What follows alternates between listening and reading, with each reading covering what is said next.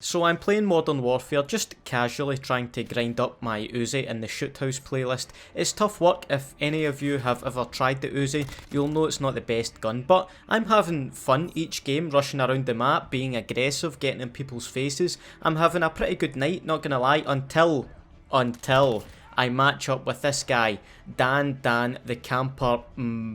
Man is probably what he's going for there. And all caps too, with the clan tag Mad One. This guy seems like quite the character. And what do you know? He's not in my team in this game.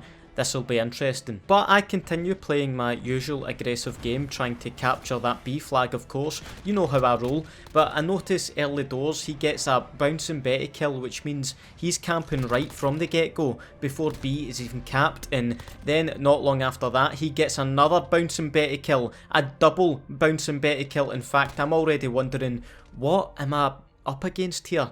I noticed it in the kill feed straight away. You don't ignore anything from someone called Dan the camper man in all caps. But anyways, I already have a good idea of where he'll be cowering. The campers always congregate in this office building, so I fancy my chances making a push in there to try to deal with this situation early. Alright then, Dan, that's how you want to play. Cool, let's play that way.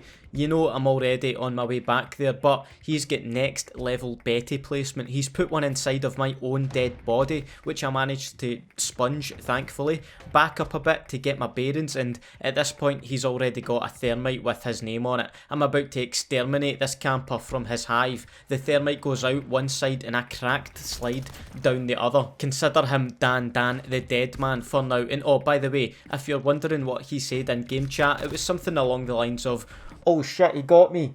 You're damn right, Dan. I was hoping that manoeuvre would have taught him a lesson, but seeing as this video isn't even close to being finished yet, you know there's more to this story. In fact, it gets worse as campers moved into that spot again, this time doubling up on claymores. Just look at this shit.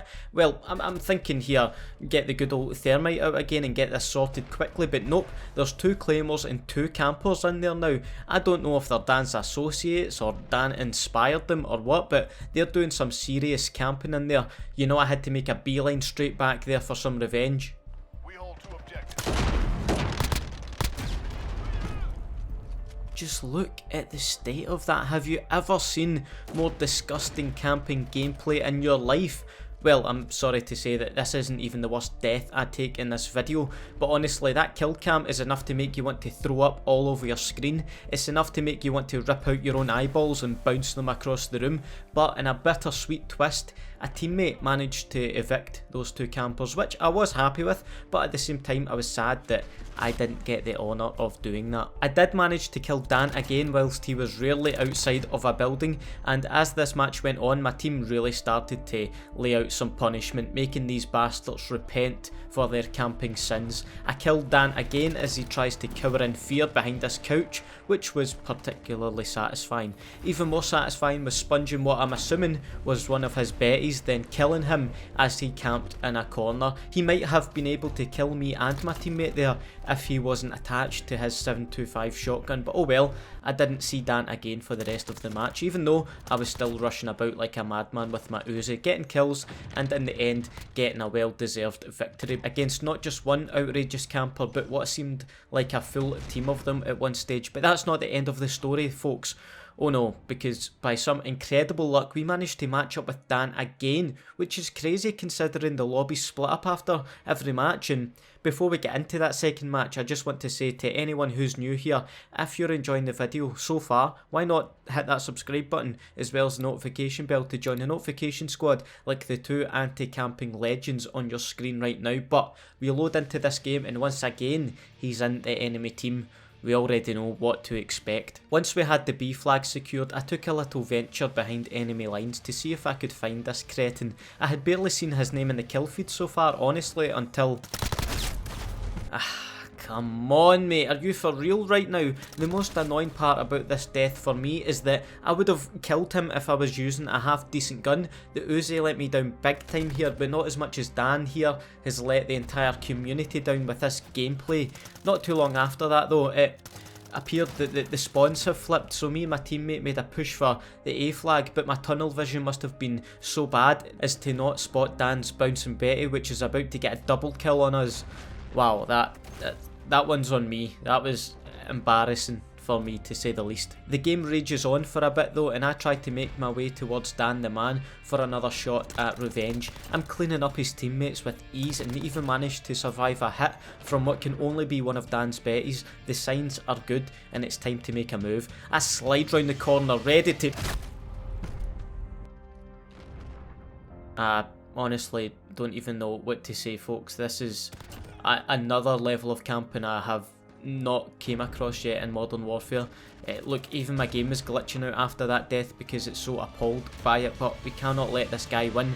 We make another push into his campsite. He's just killed a teammate who we need to avenge, and yes! Fucking die! Oh, what a feeling that was.